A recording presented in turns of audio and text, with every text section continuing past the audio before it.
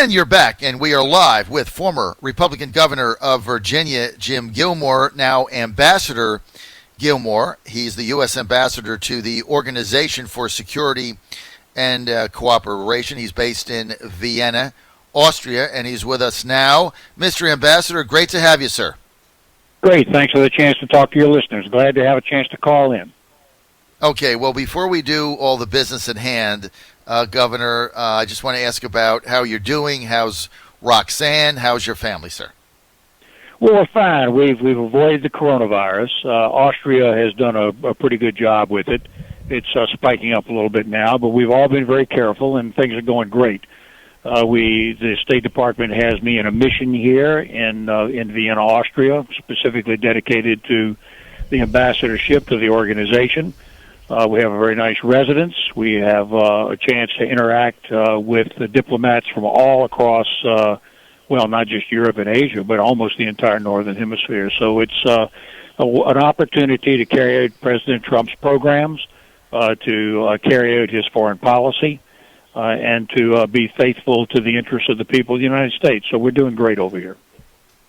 Mr. Ambassador, just the other day, we're marking the 45th anniversary of the 1975 signing of the Helsinki Final Act, which was the founding document of today's Organization for Security and Cooperation in Europe, which you're the ambassador to, the OSCE, putting out the ideals of democracy. Can you tell us a little bit about being there for some time, what this organization means, and some of the impact that it has in the world, sir? Well, I think that it has a dramatic impact. Your listeners need to be aware that this organization exists. It's like the United Nations for the Northern Hemisphere. It's focused on security and national security and trying to protect the security of the Western world. It is at this point very conflicted with the Russians, who of course have an entirely different program. But this organization is one that has everybody in it. It's everybody in Europe, the Russians, the Ukrainians, the Belarusians, the Baltics, the Balkans, Turkey, Central Asia, Uzbekistan, Turkmenistan, all those countries. So it's a very large, interactive organization. The diplomacy is going on here all the time, and it is dealt with the issues of European security all the time. So, my goals are to bolster up the allies and make them confident in American leadership, which I think we have done. We interact all the time with the French, the Germans, the British, and the European Union. But then also to try to attract into the Western community the newly liberated countries that used to be behind the Iron Curtain and are now trying to find their way. And then, in addition to that, we have to watch the Russians all the time, and then, of course, there's the emerging Chinese issue. So all these issues are swirling around right now, particularly, as I'm sure you all know, Belarus. That is a really live issue right now that the OSCE is engaged in. So we have a lot going on, but the main message I think for your listeners is this is an opportunity to further America's interest, to work together for America's interest, and to carry out President Trump's program. Ambassador Gilmore, let's get to the Belarus situation and the OSCE's involvement in there. What is the Trump administration's position on that as it relates to your ambassadorship to the OSCE? Well, the answer is that it's very delicate. This is a remarkable moment because what we're seeing here is that civil society in Belarus, even though it's formally a member of the Soviet Union, the people have been exposed now to Western ideas, to Western information, and largely because of the OSCE and because of the openness of information that the organization stands for. When the Final Act was created in 1976, the Russians tried to maintain their empire, but the West gambled that if we could have openness of information and travel and so on, that ultimately Western values would prevail, and that's exactly what happened. And ultimately it collapsed the Soviet Union. Now what we're seeing right now is Russia trying to reemerge that empire, and our goal here is to keep people free. Well, what we're seeing now is the people of Belarus are too exposed really to Western values and ideas, and they're not settling anymore for these fake elections and this kind of behavior and this secret police state. and the alliance with Putin, which is always a risk and a danger. People are just not settling for that anymore, and so that's why you're seeing those kinds of protests and difficulties in Minsk. But the risk is always there that the Russians will decide to simply invade the country. And the goal here at this point is to try to mediate. The OSCE is attempting to mediate in order to try to bring about some resolution of this without the Russians actually creating some kind of invasion. So the diplomacy right now is very delicate, but it does involve a lot of countries over here, particularly the Slovaks, the Swedes, the Albanians, who are the chair people, and of course the Troika, the British, the Americans, the French, and the Germans. So there's a lot of delicate diplomacy going on right now.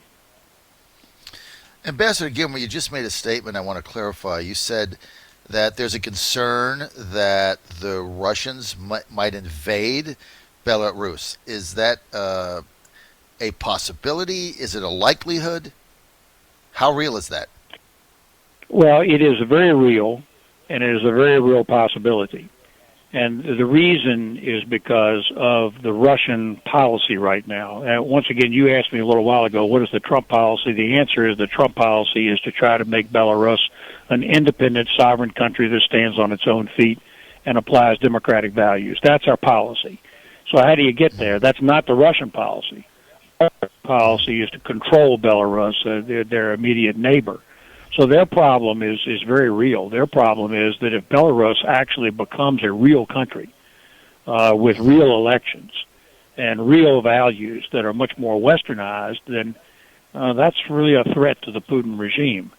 So they know that. The people of Russia cannot look next door to the people of Belarus and see that they're having more liberties, more freedoms, more safety, more security, better quality of life. And then the Russian people sooner or later are going to wake up and say, hey, wait a minute, what are we doing? And that's the threat to the Putin regime. And that's why we're working so hard to, we're not trying to threaten the Russians. We're just simply trying to make Belarus a reasonably safe and secure and democratic country. An invading army, though, now you're setting off a chain of events, but it sounds like Trump administration's policy and through your ambassadorship is to dissuade that type of action, right? That is correct. The goal is to dissuade that kind of radical action. Now, we don't actually think that's in Putin's best interest. For him to actually send an invading army in would be, I think, a catastrophic Russian policy. It would be very bad, and it would absolutely drive the Belarusian people into a frenzy against the Russians. I don't think Putin wants to do that. He's got sort of problems in his Far East. He's got this ongoing quagmire he's in Ukraine. He's got a lot of issues that are going on right now, and I don't think he really wants to do this. And we're certainly trying to dissuade. The Trump administration is trying to dissuade that kind of reckless behavior. But I think that the Russians are very worried about this next-door neighbor and about what the future really holds. So the conflict between East and West is going on right now in the OSCE structure, and we're in the middle of it. How do you interact with your Russian ambassador counterpart to the OSCE? Can you just give us a little insight on how that relationship works? Well, his name is Alexander Lukashevich, and we interact pretty formally at this point. I've been here for a year. Every week, the OSCE meets in a formal meeting of all 57 countries and all 57 ambassadors. And at that point, we're exchanging formal positions on behalf of our countries. And frankly, we're usually pretty tough. And the Americans are pretty tough with the Russians. We point out their shortcomings. We point out their misbehavior in Ukraine. We point out that their attempt to conquer Crimea is wrong, and we're not accepting it. And we work together with like-minded countries to take these kinds of positions. I think that I have an interest in trying to create a more formal, informal discussion with the Russian ambassador.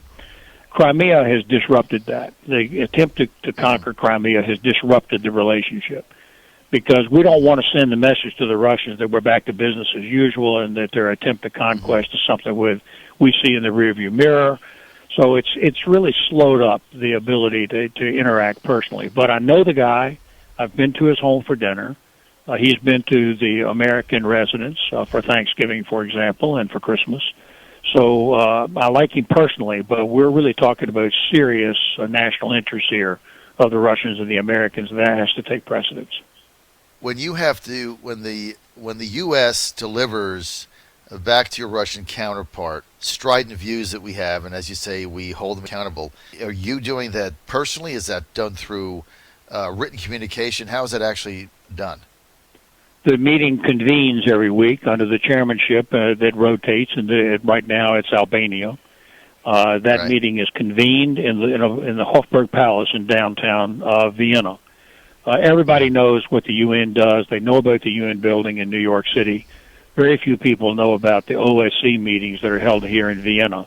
It's held in the Hofburg Palace in a very large room, and the 57 ambassadors personally sit in the chairs. I go on behalf of the United States, and I deliver the statement each week on behalf of the United States, which is a carefully crafted statement. And by the way, the Russians also deliver their response. And it isn't just the two of us. Any other country has the opportunity to take the floor, and they do. So there's a lot of back and forth on this. We're usually in parallel with the Russians, the French, and the Canadians, and a number of other countries. But the Russians are not without support also in the organization. It's a very big organization. And now what we're seeing, of course, is the entry of the Turks into much more geopolitics than we've been seeing. Also, we're interacting with the principles of the OSCE, and that's not only national security and arms control issues, but also particularly human rights and human values.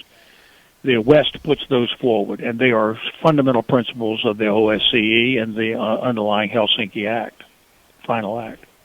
Ambassador Gilmore, your job out there is a heavy lift. A lot of times people think, I got an ambassadorship in Luxembourg, and it's kind of fun, and there's a lot of parties. Not so much here. This is a very heavy lift. You mentioned the Turks' involvement, Erdogan's involvement now in more geopolitical affairs. What are the Turks' position? Normally when you are talking about it, let's take Belarus, for example, and you said that the Russians have their share of the 57 countries that are aligned with them. Where does Turkey fall in this category? Well, they do not generally line up with the Russians. And if you look at what we're really talking about here, the Turks are emerging, and their sphere of influence is much more down in the Caucasus, which, by the way, puts them directly parallel with the Russians. But the conflict with the Turks is that they have not been very helpful in terms of human rights, openness of society, the rule of law, openness of journalism. That is not what the Turks have been helping us with. But I have a great personal relationship with the Turkish ambassador. He and I meet all the time personally, and we exchange these ideas. But at the end of the day, we're dealing here with our countries, and I can assure you that I stand up for the position of the United States. You made an allusion, by the way, to an ambassadorship. Look, this is a great privilege to represent the United States in a place like Vienna among all these 57 countries. But it ain't ceremonial. I can tell you that right now. This is real diplomacy. And when I talked to them about this, and they started talking to me about opportunities to be an ambassador, I said, look, at this point in my life, I've been governor, I've been attorney general, and I'm just not interested in a ceremonial thing. I'll just stay home in Richmond. But if you want me to participate in real diplomacy on behalf of the interests of the United States, I'll do that. And so they said, well, get a load of this, and here I am. So I'm very pleased to be able to help. Final question. Can you share with us a couple of the 57 countries in the OSCE that typically aligns with Russia? Yes.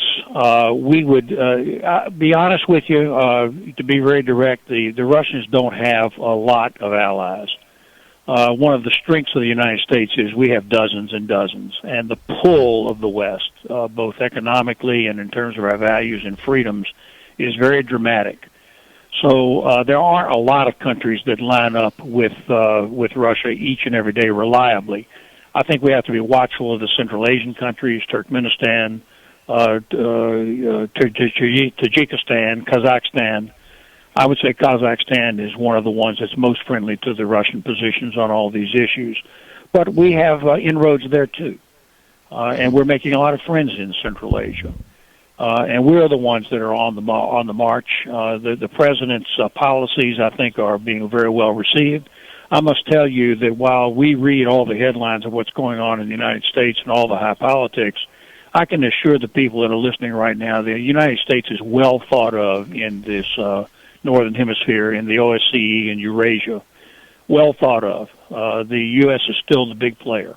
And you have to be, that carries a lot of responsibility. But I think that we carry out that responsibility on behalf of President Trump, I think, very well. Ambassador Jim Gilmore, I really want to thank you for your time. Are you and Roxanne coming home for Christmas holiday? I hope so. We wanted to come back in the summer, and the COVID virus has prevented us Right. from traveling. But I'm hopeful we can come back at Christmas time and see some of our friends and talk to the State Department, talk to the President, and do some things to further the interest. But yeah, personally, it'd be great. You know, we have a new granddaughter, so we're quite anxious to come back and spend time with our two boys, their families, and our friends throughout Virginia. And, of course, don't forget the infamous Jim Gilmore and Roxanne Gilmore Christmas party of the ages that everybody looked forward to for so long. So hopefully you'll have that also. Mr. Ambassador, thank you for your time today and being so direct. I really appreciate the insight, and so do our listeners, sir. Thank you. Well, I think it's a little new to your listeners, but I'm happy to have a chance to talk to them about it because this is really important work on behalf of the President. Thank you for the chance to talk to you. Anytime, Mr. Ambassador. Ambassador Jim Gilmore, former governor of Virginia, live in Vienna. He's the ambassador to the OSCE, and that's a very tough job with a lot of diplomacy, and you got a little insight about what he's up against there. Thank you, Mr. Ambassador. John Fredericks Radio Network.